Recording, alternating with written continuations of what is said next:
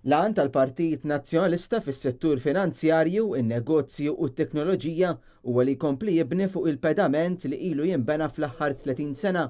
F'konferenza mtella minn The Malta Institute of Management dan il-messaġġ ħareġ biċ-ċar f'diskors ta' għeluq mill-kelliema tal-Partit Nazzjonalista għal dan is-settur Kristi De Bono.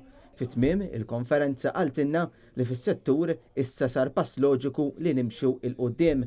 F'dan is-settur partikolari fil-fatt huwa il-pass loġiku issa wara li għandna bażi soda tas-settur dak ngħidu ħadd tradizzjonali, settur bankarju, settur finanzjarju in ġenerali, u allura issa l-aspett teknoloġiku tant sar importanti, tant sar sinifikanti li fejn ħana nitkellmu dwar il-fintech jien ngħid l-akbar prime mover tal-fintech, l-akbar driving force, dak il-game changer tal-fintech huwa propju is-settur tal-blockchain, it-teknoloġija tal-blockchain. Jgħaltilna wkoll fuq il-ħidma tal-Partit Nazzjonalista fil-Parlament għal dan il-qasam u kif qed jaħdem ukoll li jimplementa siltiet mill-aħħar programm elettorali tiegħu. Fil-fatt aħna bħalissa qegħdin niddibattituha fil-Parlament, bla dubda xejn aħna qegħdin nappoġġjaw dan is-settur u fatt nfakkar ukoll li fil-manifest elettorali qabel l-elezzjoni ġenerali għaddiet ġifieri dak tal-2017 propri Partit Nazzjonalista fl-oppożizzjoni kien wieħed li jekk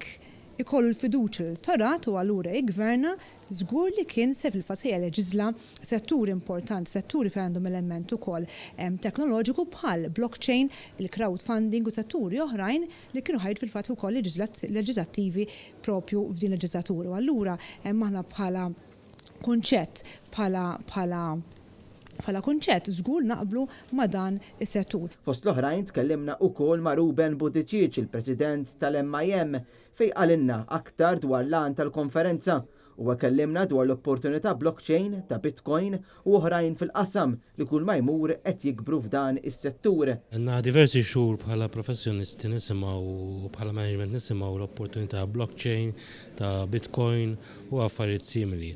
Ħsibna bħala Malta Institute of Management li wasal iż-żmien li ngħaddu mill-affarijiet ta' kliem sbieħ u teoretiċi għalli nuru l-industrija fejn huma l-opportunitajiet u x'diffikultajiet jista' jkun hemm. Ħadna wkoll kummenti ta' Wayne Pisani, il-President tal-IFSP, fejn qalilna dwar il-ħidma tal-istess istituzzjoni f'pajjiżna.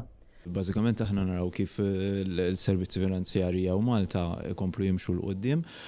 Flimkien mal-MIM ovvjament qed nikkooperaw anke fuq aspetti edukattivi u l-iskop tal-konferenza tal-lum kien li naqsmu l-ħsibijiet tagħna fuq kif it-teknoloġija tal-blockchain qiegħda tintuża fis-servizzi finanzjarju. Permezz tal-konferenza ħareġ bisħieħ kif permezz tal-konsultazzjoni ma' dawk konċernati fil-qasam jista' dan is-settur jibqa' jespandi u jikber.